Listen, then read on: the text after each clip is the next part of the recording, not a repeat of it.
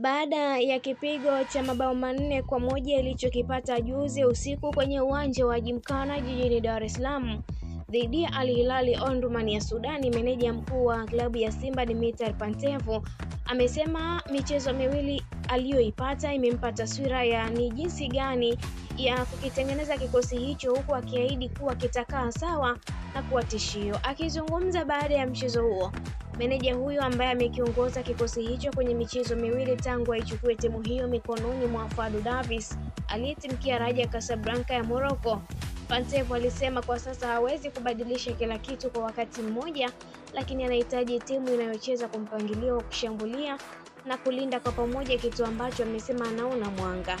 Siwezi kubadilisha kila kitu kwa wakati mmoja, lakini nimeona vijana wanajituma, wanaelewa kile ambacho kinahitajika. Niliwaambia nahitaji mechi hizi kuona namna gani timu inacheza. Kwangu mimi matokeo kwenye michezo ya kirafiki si muhimu. Badala yake hizo mechi mbili za kirafiki zilikuwa ni za kujenga maelewano ya kimbinu. Tunahitaji kuwa na timu inayocheza kwa mpangilio, inayoshambulia kwa hesabu na kujilinda kwa pamoja. Hizi ndizo mechi zinazoniwezesha kuona nani yuko tayari kuipigania nembo ya Simba. Nadhani kila kitu kitakaa sawa na kuwa tishio, alisema kocha huyo. Alisema pamoja na kwamba kikosi chake kinacheza bila baadhi ya wachezaji ambao wapo kwenye vikosi vya timu za taifa, lakini waliobaki wanakuwa tayari kiakili na kimwili ili kuwarejea iwe rahisi kwake kuunganisha mfumo.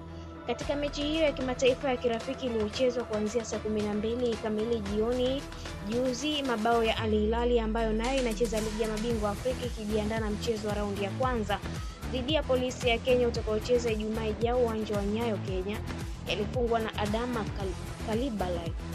Kuliblai, Haji Madiki na Sunday Anteju aliyepachika mabao mawili. Bao la kufutia machozi kwa klabu ya Simba Sport lilifungwa na Elie Mpanzo.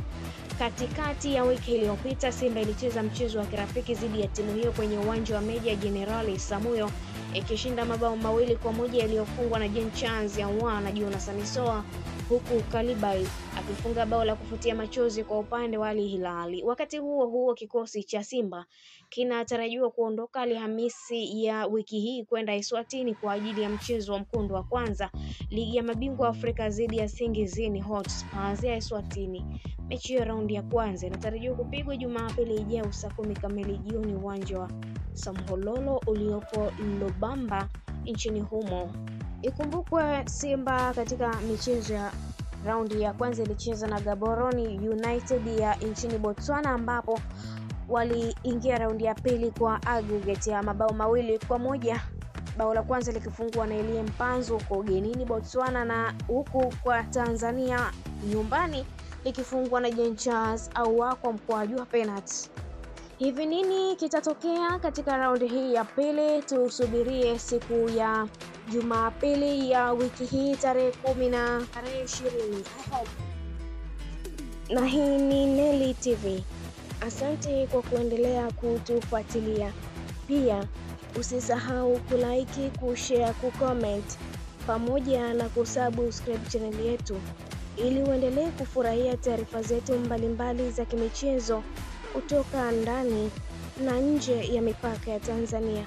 Allow notification kwa ajili ya kupata taarifa zetu kwa haraka zaidi pindi tunapoweka taarifa mpya kwenye channel yetu ya Neli TV. Neli TV, kusudi letu ni kukusanyia mjumuiko wa taarifa mbalimbali za kimichezo kutoka ndani na nje ya mipaka ya Tanzania, updates mbalimbali, tetesi zinazoendelea ndani ya soka letu la NBC Tanzania bara, kusudi wewe mtazamaji wetu usipitwe na chochote kile kinachoendelea ndani ya uwanja na nje ya pichi ya uwanja, kwa maana ya wadau wanasemaje kuhusu soka na namna timu zinavyopambana kufika hatua kubwa kimataifa, pamoja na kuendeleza ubabe mwingine ndani ya NBC Premier League.